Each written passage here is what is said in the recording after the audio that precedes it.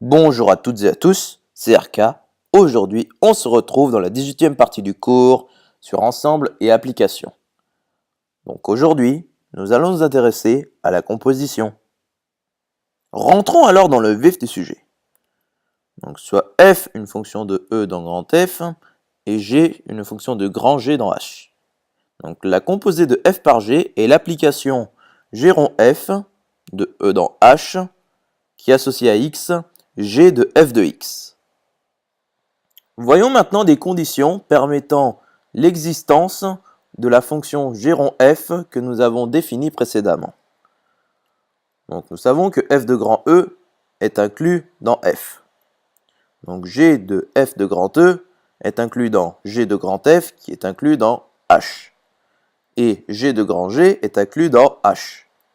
Donc si f de grand E n'est pas inclus dans g, alors il existe un y de f de grand E tel que y n'appartient pas à grand G. Et nous savons que pour tout y de f de grand E, il existe un x de grand E tel que y est égal à f de x. Donc il existe un x appartenant à grand E tel que f de x n'appartient pas à grand G.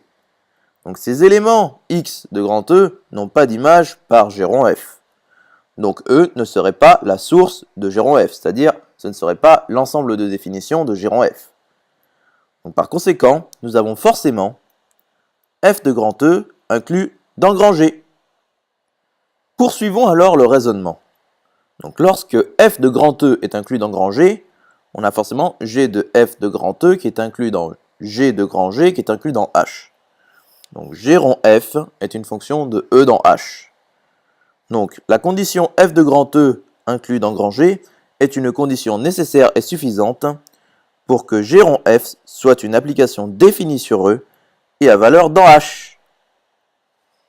J'espère que cette vidéo vous aura plu et vous sera utile. On se retrouve dans la 19e partie.